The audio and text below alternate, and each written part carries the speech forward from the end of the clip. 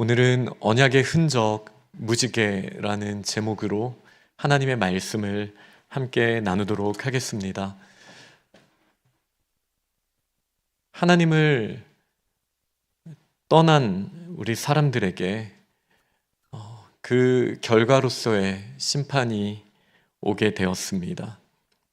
생명이신 주님을 떠났으니 죽음이 오는 건 당연한 일이었습니다.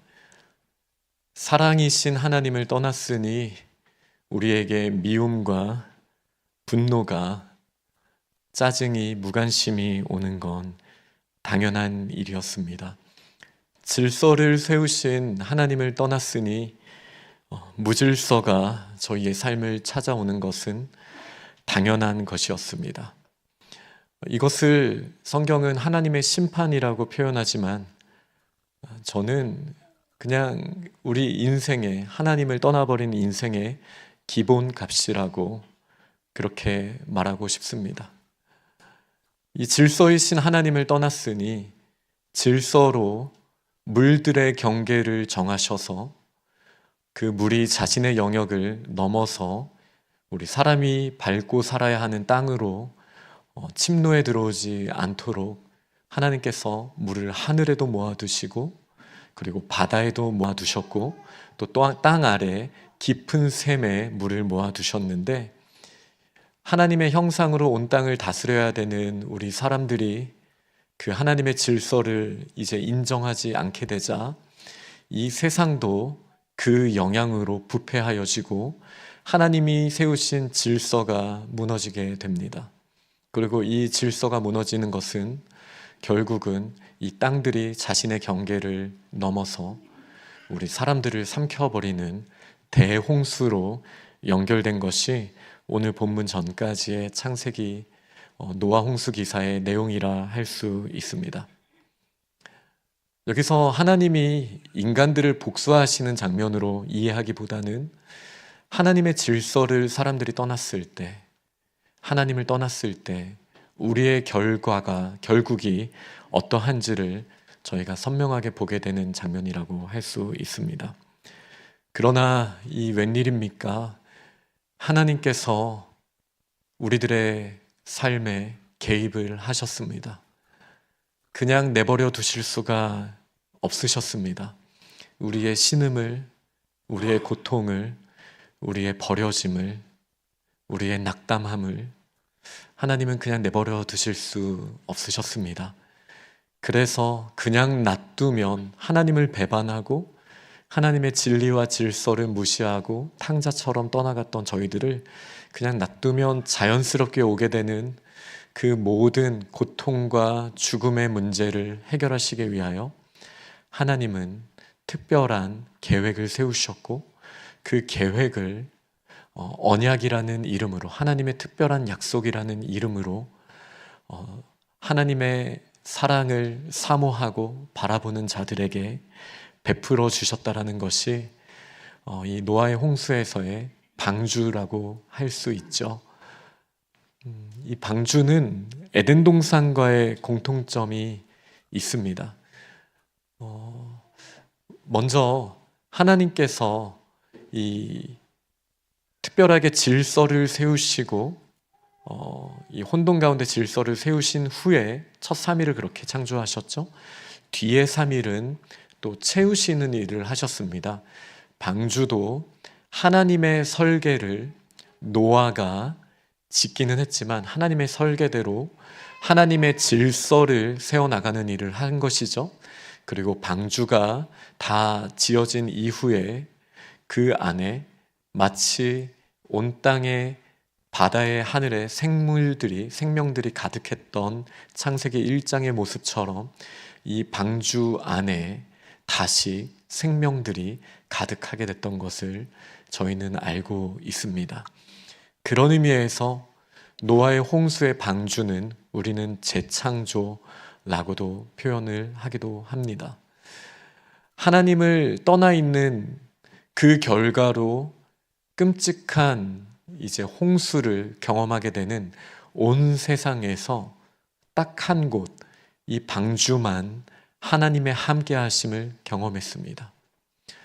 죽음과 고통과 절망밖에 없는 이 세상 가운데 유일한 생명과 그리고 소망이 그리고 사랑의 회복이 이 방주 안에서 일어나게 되었습니다.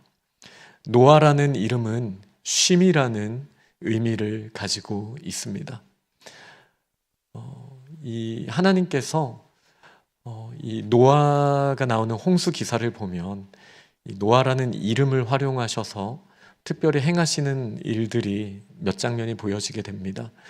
그 중에 하나가 또 에덴 동산과 노아의 방주를 연결해 주는데요. 하나님께서 이 에덴 동산을 창설하신 후에 창세기 2장 15절을 보면 아담을 에덴 동산으로 이끌어 주셨고 그곳에서 경작하고 지키라는 명령을 주십니다. 누가 봐도 열심히 일하는 거죠. 그런데 이 에덴 동산에 두셨다라는 표현이 노아라는 말과 어원이 같습니다. 하나님이 에덴 동산에 아담을 쉬게 하셨어요. 아담과 하와를 쉬게 하셨어요. 그런데 그러면서도 주신 명령이 경작하고 지키라는 것. 이것이 참 쉼과 연결이 되어 있다는 것을 분명히 말씀하시죠. 이 홍수기사에서 이 창세기 8장을 보면 방주가 정말 힘들게 피곤하게 홍수에서 떠밀려 다니며 참 힘든 시기를 보냈잖아요. 그런데 이 방주가 아라랏산에 이제 머물게 됩니다. 여기서 머물게 된다라는 표현도 하나님이 노아라는 말을 사용하셨습니다. 이 지쳐있는 방주와 생물들이 쉴 수 있도록 아라랏산을 예비하시고 그곳에 두신 거예요. 저는 예수님의 말씀이 다시 기억이 납니다. 예전에 창세기 2장 15절 할 때도 나눴지만 수고하고 무거운 짐진 자들아 다 내게로 오라 내가 너희를 쉬게 하리라. 세상에 우리가 감당할 수 없는 고통과 두려움의 문제들이 언제든지 우리를 찾아옵니다. 이때 우리의 수고가 아무 쓸모없는 것처럼 느껴질 때 하나님이 우리를 쉬게 하시는 곳이 있습니다. 하나님이 우리를 불러주시는 곳이 있습니다. 그곳은 창세기 2장에서는 에덴 동산이라고 불렀고요. 창세기 6장에서 8장까지는 방주라고 불렸습니다. 그 겉모습은 다를지라도 본질은 같습니다. 무엇입니까? 하나님이 계신 곳, 하나님의 임재가 있는 곳. 세상은 하나님이 필요 없다라고 말하고 내가 세상의 중심이라고 말하고 세상의 절대적인 질서 같은 거는 없어도 된다라고 말하며 모두가 하나님을 하지만 하나님의 임재를 사모하고 그분의 질서를 인정하는 사람들이 있습니다. 노아처럼 아무리 생각해도 이해가 안 되는 왜 이렇게 큰 방주를 만들어야 되는지 그의 인식으로는 이해할 수 없는 영역이라 할지라도 하나님의 질서와 하나님의 명령을 인정하고 순종하는 삶을 살기 위해 노아가 노력했던 것처럼 결국 하나님의 질서를 인정하며 그분의 너른 품 안으로 나아가는 믿음의 사람들이 있습니다. 그리고 그 자연스러운 결과값은 무엇입니까? 하나님을 떠나 있는 우리 인생의 종국이 결국은 죽음과 고통과 실패, 미움이라면 그 모든 것에 질서와 사랑과 생명의 빛의 원천이신 우리 주님 앞에 나아갈 때 하나님께서 자연스러운 열매로 저희들에게 생명을, 빛의 삶을, 소금의 삶을, 썩지 않는 소금의 삶을, 그리고 사랑을 자연스럽게 저희들에게 부어주시는 줄 믿습니다. 이것이 하나님의 너무나 큰 은혜입니다.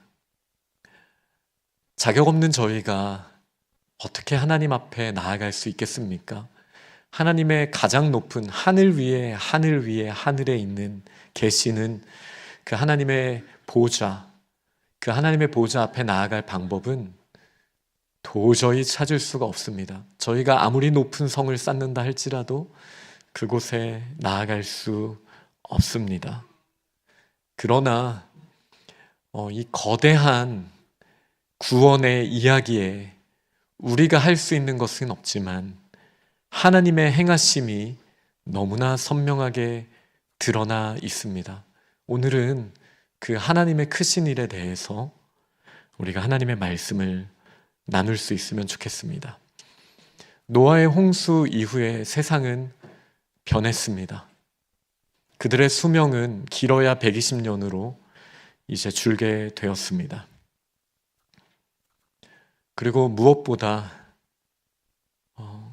많은 평화가 깨어진 모습이 나타나게 됩니다.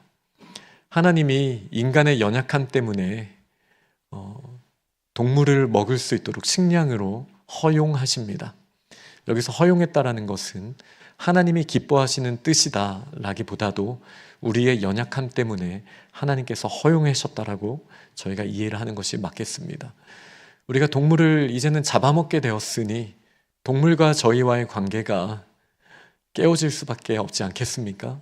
그래서 노아의 홍수 이후에 동물들은, 짐승들은 사람을 두려워하게 되었고 저희들의 관계가 깨어지게 됩니다. 사람의 관계는 어떨까요? 너무나 큰 무질서가 이 땅에 오게 되었습니다. 심지어 사람이 사람을 죽이는 일이 너무나 빈번한 모습, 그것이 그 죄악이 가득 차게 되자 결국 홍수가 임하게 되지 않았습니까? 하나님의 질서가 완전히 무너지게 되니까요. 그래서 하나님께서는 이제 명령을, 법을 세워가시며 구체적인 명령을 주시기 시작하셨습니다. 특히 아담을 창조하신 후에 하나님의 형상이기에 복을 주시고 생육하고 번성하여 땅에 충만하라는 명령을 주셨지만 여전히 노아의 홍수 때에도 생육하고 번성하여 땅에 충만하라는 명령도 주셨습니다. 그러나 아담의 때와 다른 것은 무엇이죠? 우리에게 하나님의 형상이 거의 사라지고 희미하게 남게 되었다라는 거예요. 하나님의 형상이 희미하게 남았기에 우리가 생육하고 번성하여 충만하는 것이 꼭 아름답지만은 않을 수 있다라는 것이 성경에 가득 차 있는 내용입니다. 그러나 여전히 하나님께서 저희에게 기억하게 하시는 일이 무엇이냐면 이 창세기 9장 저희가 읽은 본문의 바로 앞부분에 있는 내용인데요. 하나님의 형상이기 때문에 우리가 다른 사람을 함부로 대해서는 안 된다라는 명령을 주십니다. 물론 이제 그 피를 흘리면 안 된다, 그를 죽이면 안 된다라는 말이지만 그 본질적인 내용은 모든 사람이 그리스도인이든 아니든 여전히 하나님의 형상이 남아있기에 우리가 그를 함부로 대하는 것은 사실 하나님을 가볍게 여기는 것과 마찬가지라는 내용을 주실 정도로 노아의 홍수 이후에 세상은 더 혼탁해지는 상황이 되었습니다. 노아까지는 하나님이 동행하신다라는 표현이 굉장히 친밀하게 나와 있습니다. 아담과 하와와 함께 산책을 동산에서 하셨죠. 함께 거니셨죠. 그리고 에녹과도 하나님이 동행하셨다라는 표현을 분명히 주십니다. 그리고 노아도 하나님과 동행하는 사람이었습니다. 그러나 이 노아 홍수 이후에는 하나님이 동행하신다라는 말이 나오기까지 너무나 긴 세월이 필요합니다. 물론 아브라함이라든지 하나님이 비슷한 표현을 주신 적은 있지만 동행했다라는 말을 쓰지 않으시고 내 앞에서 걸어라, 조금 느낌이 다릅니다. 하나님과의 거리감이 어쨌든 생겨버렸습니다. 이 무슨 일입니까? 어떤 일이 일어나서 이런 일들이 생긴 걸까요? 방주에서 나온 이후 노아와 노아의 가족이 제일 먼저 한 행동으로 기록된 내용은 예배를 드리는 거였습니다. 그리고 이 예배를 드린 후에 하나님께서 흠양하시고 기뻐 받으시고 약속을 하십니다. 그리고 이 약속은 정말 거대한 약속입니다. 다시는 인간의 죄 때문에 이 땅을, 생명들을 다 멸절하는 일은 없을 것이다. 또 그러시면서도 또 물로 이 땅 전체를 심판하는 일도 없을 것이다 라는 약속을 주십니다. 이 약속이 예배 이후에 있었다라는 말이 저희를 조금 크리스천으로서 헷갈리게 합니다. 하나님이 우리와 거래해 주신 건가? 노아가 하나님이 받으실 만한 선물을 하나님께 드렸으니 하나님도 선물로서 이렇게 주시는 건가? 이 거래처럼 주시는 건가? 이런 생각을 한번 해볼 수 있습니다. 타이밍이 온전한 예배를 드린 후에 하나님이 복을 약속하시고 다시는 언약의 증거로 무지개를 보여주시고 다시는 생명들을 또 온 땅을 멸하지 아니하시겠다라고 약속하셨으니까요. 그래서 저희는 먼저 이 하나님께 드렸던 예배를 한번 생각해 봐야겠습니다. 이 예배는 정결한 짐승들과 그리고 정결한 새 중에 하나님이 받으실 그 정결한 제물을 피 흘림으로써 그들을 죽임으로써 하나님께 올려드리는 예배였습니다. 저희가 이제 번제라는 표현으로 하나님이 받으시는 제사로 번역이 되기도 하지만 이 원래 의미는 하나님께 올려드린다라는 의미의 제사입니다. 어떻게 하나님께 올려드리는 거죠? 이 생명을 죽이고 이 생명을 불살라서 그 향기가 하나님께 올라갑니다. 여기서 향기는 죄가 없어지는 향기로 인지하시는 게 저는 더 정확하다라고 생각합니다. 모든 생명 가운데 죄가 있습니다. 그런데요, 이 죄가 없어지는 것 외에는 하나님께 나아갈 방법이 없습니다. 그런데 문제는 무엇이죠? 우리가 우리의 죄에 대한 대가를 우리 자신이 오롯이 감당하게 될 때 우리는 그 죄에 대한 자연스러운 결과로 이제 심판을 받고 끝을 경험하게 되는 거예요. 하나님 앞에 다시 기회를 받거나 다시 나아갈 방법이 없는 것이죠. 그러나 이 노아가 드렸던 예배는, 제사는 노아가 아닌 그 누군가가 그 죄를 대신 지고 그 죄에 대한 대가를 지불했기에 하나님이 그 죄가 다 타버린 냄새를 기뻐 받으시고 노아와 노아의 가족들을 받아주셨다라고 이해하는 것이 정확합니다. 그러나 여기에 또 다른 질문이 생기는 것이죠. 오직 사람들만이 하나님의 형상이라면 어떻게 한갓 동물의 피로 우리 사람의 생명을 대신 지불할 수 있겠습니까? 그럴 수 없죠. 그러니 노아와 노아의 가족들이 이 정결한 동물들의 생명값으로 구원받았다라고 저희는 이해해서는 안 됩니다. 그렇게 이해할 수도 없죠. 이 동물들은 한 지점을 분명히 보여주고 있어요. 하나님의 형상인 우리가 지불해야 하는 그 죄에 대한 모든 결과값들을 죽음과 고통과 이 모든 심판이라고 표현할 수 있는 이 모든 결과값들을 충분히 지불하고 우리에게 새로운 생명을 주시겠다라는 그 약속, 하나님의 그 크신 일, 그 약속은 무지개 안에 담겨 있다라고 무지개를 보고 하나님도 기억하시겠다라고 오늘 본문은 분명히 이야기하고 있습니다. 이 무지개는 히브리어로는 한 명사와 단어를 똑같이 씁니다. 바로 활입니다. 네, 레인보우 그 보우죠. 캐셋이라는 단어를 쓰는데 이 단어는 무지개를 표현할 때도 쓰고 활, 우리가 쓰는 그 쏘는 이 활을 의미하기도 합니다. 하나님께서 무지개를 하늘에 걸어두셨다 라고도 우리는 볼 수 있지만, 그 깊은 의미로 활을 그 하늘에 걸어두셨다 라고도 볼 수 있어요. 고대 근동에서는 왕이 전쟁이 이제 끝났다 라는 의미로 이제 백성들 앞에서 상징적으로 활을 이제 벽에 걸어두는 행동을 하기도 했었습니다. 하나님의 전쟁, 하나님의 심판이 이제 그치게 된다라는 약속으로도 볼 수 있습니다. 그런데 이제 제 은사님 중에 한 분이 이 본문을 이렇게 설명해 주신 적이 있어요. 이 무지개, 이 활의 방향이 중요하다라는 거예요. 무지개가 어디를 향해서 지금 활시위가 당겨져 있습니까? 하나님의 활은 하늘을 향해서 지금 활시위가 당겨져 있고 하늘에 걸려 있습니다.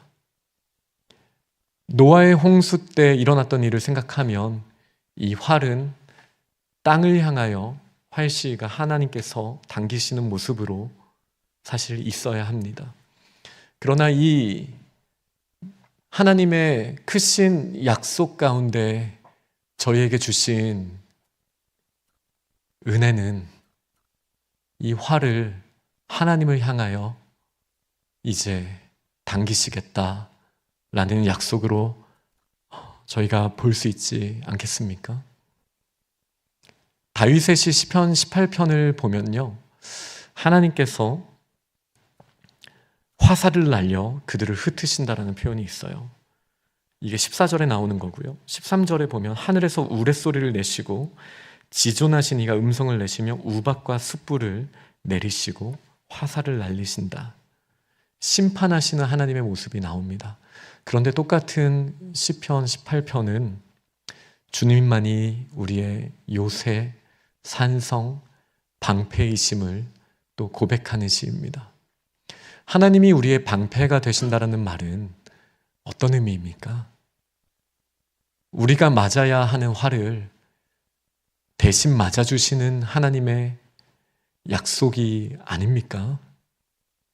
우리에게 마땅히 쏟아져야 하는 이 심판의 활시위가 하나님 자신을 향해 있습니다. 왜죠? 우리를 너무 사랑하셔서 우리를 내버려 두실 수 없으셔서 개입하실 수밖에 없으셨던 거예요. 그래서 하나님의 이 언약을 보면, 저는 아담부터 다윗까지 5명을 지난주에 말씀을 드렸었어요. 이 언약을 맺으신 그 사람들, 이 5명과의 약속을 보면요, 다 하나님이 대신 지불하시겠다라는 이 약속이 들어 있습니다. 아담은 정확한 언약의 형식은 아니지만 창세기 1장에서 2장까지 큰 틀로 봤을 때 언약을, 약속을 하나님이 분명히 주십니다.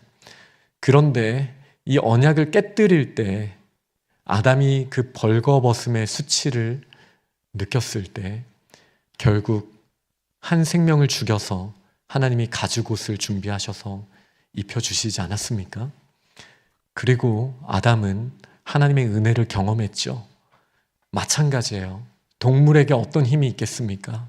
없죠. 그러나 하나님께서 하나님의 아들을 십자가 앞에서 그 모든 옷을 벗기시고 그분이 우리가 당해야 되는 수치와 모욕과 고통과 죽음의 대가를 대신 지불하게 하심으로써 아담은 자격이 없지만 아담에게, 하와에게 옷을 다시 입혀주신 것처럼 노아와 그의 가족 또한 하나님을 떠나 있는 상태로 당연히 그들이 경험해야 한 큰 저주가 그들의 눈앞에 있을 수밖에 없지만 그 저주를 나무에 달려서 대신 대가를 치르신 예수 그리스도로 말미암아 그분이 대신 심판을 당하시고 저희에게 은혜를 주셨다. 이것이 노아 언약의 핵심이라고 할 수 있습니다. 그러니 지금 저희가 드리는 이 예배도 노아가 드렸던 예배와 다르지 않습니다. 노아는 자신의 공로로 하나님 앞에 거래하기 위해 나오지 않았습니다. 하나님의 크신 은혜를 기억하며 마치 하나님께서는 그 활을 하늘을 향해 걸어두신 걸 보시고, 그리고 보좌 우편에 앉으신 예수 그리스도의 못자국을 보시고 우리를 향한 심판이 다 이루어졌음을 인정하시는 것처럼, 저희도 노아처럼 그 짐승에는 아무 효과도 없지만 우리가 하나님 앞에 나아와서 예수 그리스도의 십자가를 기념하며 주님의 은혜를 바라보며 주님의 공로로만 예배로 나아가는 줄 믿습니다. 이렇게 예배로 나아가는 모습을 예수님께서는 사마리아 여인에게 예배할 때에 우리가 영과 진리로 예배할 때가 온다라고 하셨고, 그때가 이때라고 하셨습니다. 예수님께서 하나님 앞에 우리의 다리를 놓아주시는 그때, 영과 진리로 우리가 어떻게 예배를 드립니까? 헬라어로 영과 진리는 대문자로 성경에 기록되어 있습니다. 그러니 일반적인 영과 진리를 말하고 있는 것이 아닙니다. 여기서 말하는 영과 진리는 성령 하나님과 진리이신 예수 그리스도입니다. 예수 그리스도의 십자가 은혜로만 우리는 하나님의 임재 앞에 나아갈 수 있습니다. 그러니 우리가 예배로 나아갈 때 예수 그리스도를 의지하여 성령의 인도하심으로 우리가 한 분 하나님의 임재 앞으로 나아가는 것이죠. 그렇게 임재 앞에 나아갈 때 이제는 방주 밖으로 나왔지만 예배드리며 성령님과 동행하며 나아갈 때 우리 앞에 아무리 어려운 일이 있고 마치 방주 밖에 홍수의 혼돈의 세상이 지금 우리의 매일의 삶 가운데 펼쳐진다 할지라도 예수 그리스도를 의지하며 나아가는 저희들에게 성령의 역사하심으로 말미암아 하나님이 동행하시고 하나님이 임재하시는 그 은혜로 말미암아 우리가 능히 감당하지 못할 일이 없음을 믿으시기 바랍니다. 우리의 욕심대로 우리가 바라는 우리의 세상의 모든 욕망 때문에 우리가 혹 하나님을 떠난 탕자처럼 그렇게 하나님의 풍요로우심을, 그 임재하심을 경험 못하고 있지는 않습니까? 그러나 여기 은혜가 있습니다. 우리에게는 자격이 없지만 하나님께서 참 하나님의 형상이신 예수 그리스도로 말미암아 그분이 모든 대가를 지불해 주심으로 이제 다시 하나님의 임재 앞에 나아갈 길을 열어주셨으니 우리 주님 앞에 나아가는 귀한 공동체가 될 수 있기를 간절히 소망합니다. 우리가 하나님과 동행하는 삶을 살아야 합니다. 제가 노아의 홍수 이후에 하나님과의 동행이라는 표현이 이제 끊어졌다라고, 아주 긴 시간 끊어졌다라고 아까 말씀드렸습니다. 그러나 예수님이 오시고 나서는 모든 것이 달라졌습니다. 우리 주님께서 제자들과 3년이 넘도록 함께 동행해 주셨습니다. 부활하신 이후에 낙담하여서 내리막길을 걸어가던 제자들과도 함께 동행하여 주셨습니다.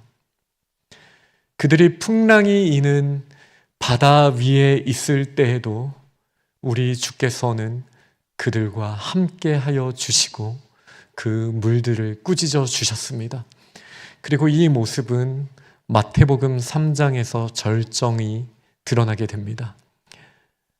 마치 홍수에 모든 생명이 죽을 수밖에 없었던 그 모습처럼 예수께서 혼돈의 물, 그 깊음 가운데 들어가시는 장면입니다. 저희는 세례라고 표현을 하죠. 세례를 받으실 이유가 없으신 그분이 혼돈의 물 가운데 들어가셨습니다. 우리의 죄를 대신 짊어지시고 죽음을 선택하시겠다라는 것을 보여주시는 거죠. 그리고 그분이 다시 물 밖으로 올라오셨을 때 하늘이 열리고, 그리고 하늘에서 성령이 비둘기처럼 임하셨습니다. 그리고 하나님께서 이렇게 말씀하시죠. 이는 내 사랑하는 아들이요 내 기뻐하는 자다. 예수 그리스도의 순종이 있었습니다. 그분의 십자가가 있습니다. 그리고 누구든지 예수 그리스도를 믿는 자, 하나님의 질서를 사모하는 자, 저희들에게 어떤 은혜가 있습니까? 하나님의 자녀의 권세가 회복되는 거예요. 하나님의 형상이 충만하게 되는 거예요. 우리에게 하나님의 형상을 예수 그리스도 안에서 다시 회복하여 주시니 이제는 저희가 있는 곳이 하나님이 함께 하시는 곳이 되는 거예요. 하나님이 우리와 동행해 주십니다. 노아의 그 모든 세상을 덮었던 이 혼돈의 물이 어떻게 가라앉게 되었습니까? 하나님께서 바람을 불게 하셨다. 150일 이후에 바람을 불게 하셨다라고 표현이 되어 있어요. 여기서 말하는 바람은 창세기 1장 2절에 나오는 하나님의 영과 똑같은 단어입니다. 창세기 1장 2절에도 혼돈의 물 위를 성령께서 운행하시니 질서의 창조 사역이 시작되게 되었습니다. 노아의 홍수 때에도 성령이 임하셔서 혼돈의 물들이 자기의 자리로 이제 돌아가게 되었습니다. 예수 그리스도께서 혼돈의 물 안에서 심판을 받으셨을 때 성령이 임하셔서 무질서를 질서로 바꾸시고 누구든지 하나님의 영광과 질서 안에 나오는 자들에게 그 자녀됨의 권세를 충만하게 주셔서 그들이 어디로 가든지 하나님의 나라가 확장될 수 있는 은혜를 주셨습니다. 우리가 이 언약을, 무지개를 볼 때마다 기억할 수 있기를 원합니다. 우리의 새로운 무지개가 무엇이죠? 세례입니다. 우리가 세례를, 교회에서 세례식을 할 때마다, 우리가 세례 받았던 장면을 돌아볼 때마다 예수 그리스도가 물 위에서 물 아래 들어갔다가 올라오신 장면을 우리가 볼 때마다 우리가 하나님의 언약의 그 무거움을, 우리가 절대 지불할 수 없는 그 무게를 볼 수 있기를 원합니다. 우리의 매일의 삶 가운데 이해할 수 없는 일들이 일어나죠. 이 세상은 여전히 혼돈의 물 가운데 있습니다. 저희 예배 시작하기 전에 우리 교회에 사랑하는 아이가, 어린 아이가 크게 다쳤습니다. 그리고 지금 병원으로 갔어요. 병원에서 아마 수술을 해야 될 거고, 저희는 아무것도 할 수 없는 우리의 연약함을 또 경험을 했습니다. 그러면서 모두가 간절한 마음으로 기도하셨을 거예요. 하나님, 치료해 주세요. 그러면서도 제 마음에 자꾸 그런 마음이 들어요. 하나님, 아무리 세상이 혼돈한다 할지라도 왜 저 어린아이가 아파야 합니까? 차라리 제가 아파야 되는 거 아닙니까? 왜 아이입니까? 이런 질문을 저희는 던지게 됩니다. 그런데요, 오늘 본문의 맥락에서 하나님이 하나님의 독생자 예수 그리스도를 우리의 불완전함을 완전하게 하시기 위하여, 우리의 아픔과 고통과 질병의 문제를 해결하시기 위하여 그 모든 저주와 질병과 고통을 하나님의 아들에게 다 쏟으셨으니 적어도 하나님은 이런 원망을 하는 저희들의 목소리에 위로하실 수 있는 분이심은 분명한 것 같습니다. 아마 그렇게 말씀하실 것 같아요. 아이가 다쳐서 많이 아프지, 나도 알아, 그 마음 알아.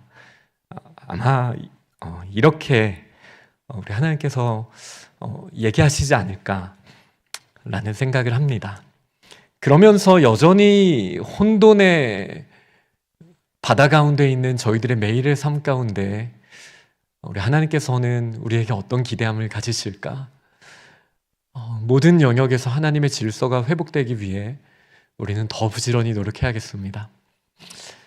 저도 목회자로서 우리 교회가 더 안전한 곳이 될 수 있도록 더 깨워야겠다라는 그 거룩한 부담을 더 갖게 됩니다. 그러면서도 우리 모든 생명 하나하나가 하나님의 형상이 있으니 그 하나님의 형상을 가볍게 대했을 때 우리 하나님은 또 얼마나 마음이 아프셨을까라는 것을 또 느끼게 됩니다. 그러니 하나님의 질서와 사랑을 하나님과 동행하는 노아 홍수 이후에는 감춰져 있었어요. 예수님이 십자가에 달리시기까지 하나님이 함께 하시지 않는 것처럼 보이고 하나님이 우리를 버리신 것처럼 보였지만 하나님이 그 모든 형벌을 받으시는 과정이었던 거였어요. 우리가 지불할 수 없는 그 대가를 하나님이 지불하셨으니 이제 하나님이 요청하시는 노아의 사역에, 참쉼의 사역에 우리가 나아가야 되지 않겠습니까? 수고하고 무거운 짐진 자 나에게 다 오라. 내가 너희를 쉬게 하리라. 내가 나의 짐을 너희에게 주리라. 경작하고 지켜라. 하나님의 질서를 더 아름답게 세워가고 하나님의 사랑과 질서를 지켜라. 이 참 안식이 이 땅에 임할 수 있도록 우리에게 깨어나 일하라. 잠들지 말고 깨어서 하나님의 영광을 구하라.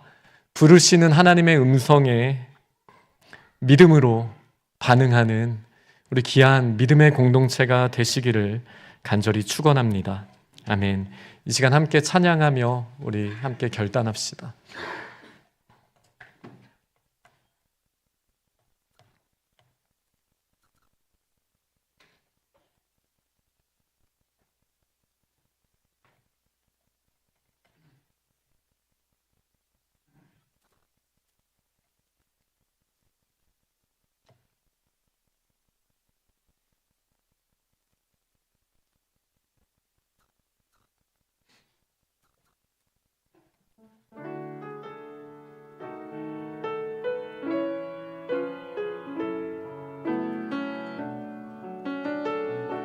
믿음의 눈을 들고 함께 고백합니다.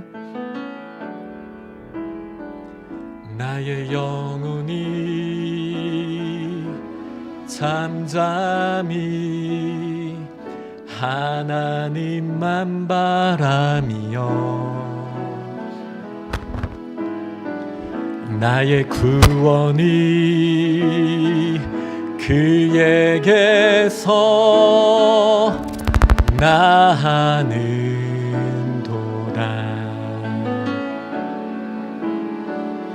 나의 영혼아 잠잠히 하나님만 바라라. 나의 소망이 저에게서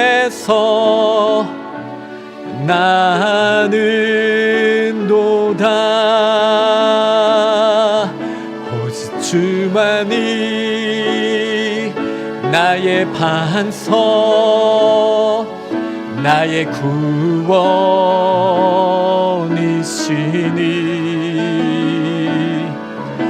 오직 주만이 나의 산성 내가 요동치 아니하리. 나의 영혼이 간절히 나의 영혼이 간절히 여호와를 갈망하며 나의 입술이 여호와를 찬양하리.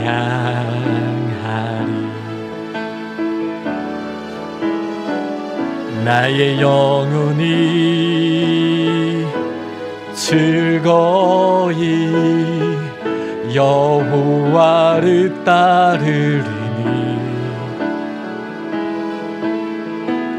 나의 평생에 여호와를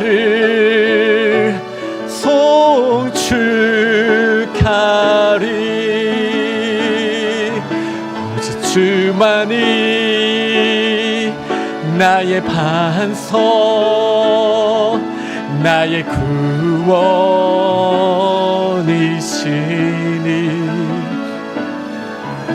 오직 주만이 나의 산성 내가 요동치 아니하리.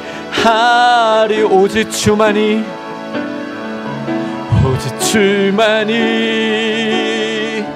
나의 반석 나의 구원이시니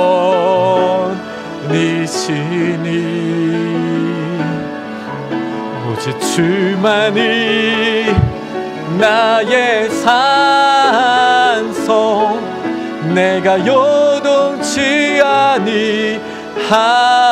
내가 요동치 아니하리. 내가 요동치 아니하리. 내가 요동치 아니하리. 내가 요동치 아니하리.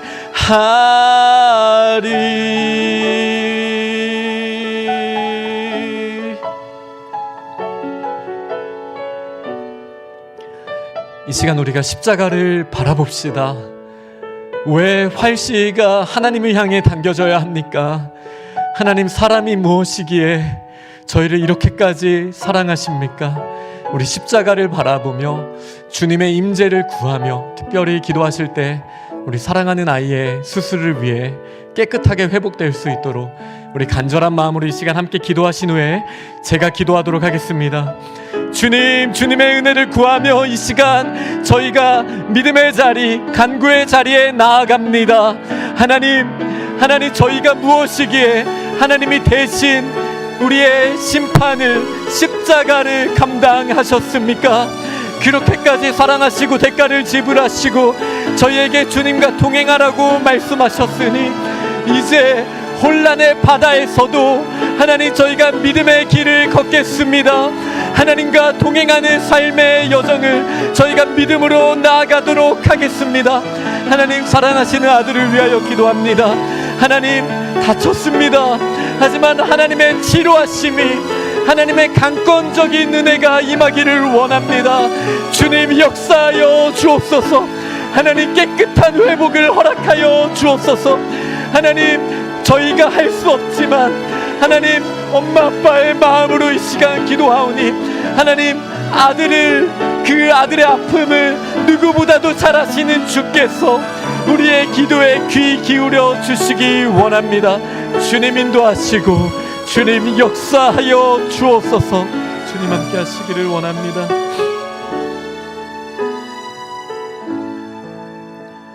우리의 반석, 우리의 구원, 우리의 방패 되시는 주님을 찬양합니다. 우리가 마땅히